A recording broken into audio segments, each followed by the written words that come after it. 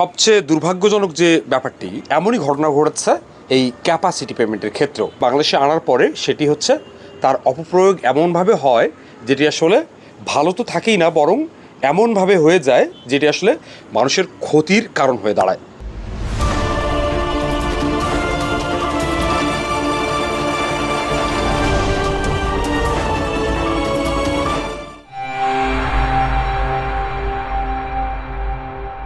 বিশ্বের সব দেশেই ক্যাপাসিটি পেমেন্ট আছে, ফলে বাংলাদেশেও আছে।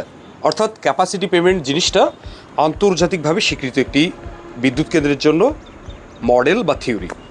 এখন বিশ্বের অধিকাংশ বা সব দেশই যদি ক্যাপাসিটি চার্জের টাকা বিদ্যুৎ কেন্দ্রকে দিতে পারে, তাহলে বাংলাদেশে এই জিনিসটা বিতর্কিত হলো কেন, বা এই জিনিসটা নিয়ে এতটা তর্ক বিতর্ক হচ্ছে কেন? এইখানেই সবচেয়ে মজার ব্যাপারটি ঘটেছে।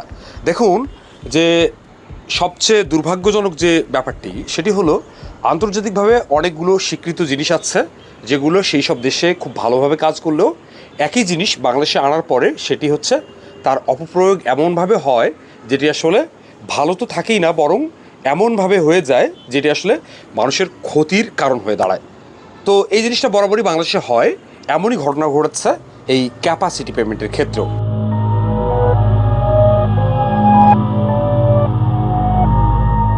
এই ক্যাপাসিটি পেমেন্টের ক্ষেত্রেও আমি যতটুকু বুঝি তাতে হলো ক্যাপাসিটি পেমেন্ট জিনিসটা একেবারে খারাপ কিছু না, তবে বাংলাদেশে এর প্রয়োগটা হয়েছে এমনভাবে, এমন নেতিবাচকভাবে হয়েছে যেটা এখন আমাদের বিপদের কারণ হয়ে দাঁড়িয়েছে। সেই বিপদের কারণটা কিভাবে হলো একটু বোঝার চেষ্টা করুন।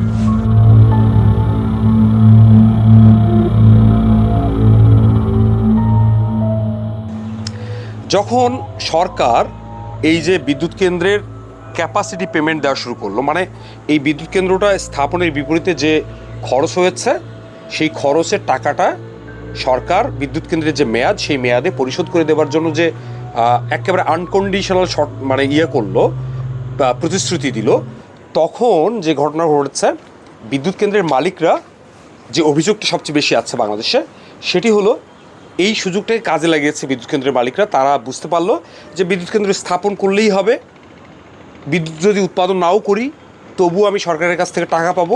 এইরকম আমার পেছনে যে বিদ্যুৎ কেন্দ্রগুলো আছে, মানে থার্ড ক্লাস মেশিনারিজ দিয়ে বিদ্যুৎ কেন্দ্র বানানো হলো, কিংবা এমনও করা হয়েছে যে আসলে এটা বাস্তবিক অর্থে বিদ্যুৎ কেন্দ্রই না, জাস্ট খালি একটা খাতা কলমে ক্যাপাসিটি দেখানো হয়েছে যে এই বিদ্যুৎ কেন্দ্রটার উৎপাদন সক্ষমতা 100 মেগাওয়াট। কথার কথা যে এই 100 মেগাওয়াটের বিপরীতে আসলে বাস্তবে ওখানে কোনো মেশিনারিজই নেই বা বিদ্যুৎও উৎপাদন করতে পারবে না এরকম বিদ্যুৎ কেন্দ্রটা।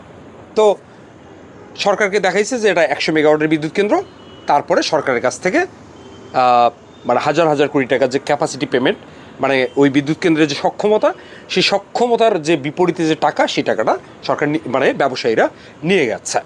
এবং আরও যে ঘটনাটা ঘটেছে শুধুমাত্র এটা তো হলোই, এবং এই বিদ্যুৎ কেন্দ্রগুলোর বিপরীতে তারা হচ্ছে ব্যাংকের কাছ থেকে হাজার হাজার কোটি টাকা লোন নিয়েছে।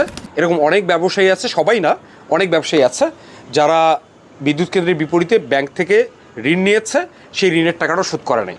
এরকম অর্থাৎ তারা কী করলো, একদিকে ক্যাপাসিটি পেমেন্টের সুযোগে ব্যাংক থেকে তারা হচ্ছে বিদ্যুৎ কেন্দ্র বানানোর জন্য হাজার হাজার কোটি টাকা ঋণ নিল, সে টাকাটাও পরিশোধ করে নাই। আবার দ্বিতীয়ত এই বিদ্যুৎ কেন্দ্রটা মানে আসলে নাম কওয়াস্তে একটা বিদ্যুৎ কেন্দ্র বানিয়েছে যেখান থেকে আসলে বিদ্যুৎ উৎপাদনের কোনো অবস্থাই নেই। এইরকম একটা বিদ্যুৎ কেন্দ্র বানিয়ে তারা বিদ্যুৎ উৎপাদন না করলেও সরকারের কাছ থেকে ক্যাপাসিটি পেমেন্ট নিয়ে গেছে। যে কারণেই মূলত হলো বাংলাদেশে ক্যাপাসিটি পেমেন্ট নিয়ে এত বিতর্ক, বা ক্যাপাসিটি পেমেন্ট বাংলাদেশের জনগণের জন্য একটা বিপজ্জনক ফাঁদে পরিণত হয়েছে। ধন্যবাদ সবাইকে।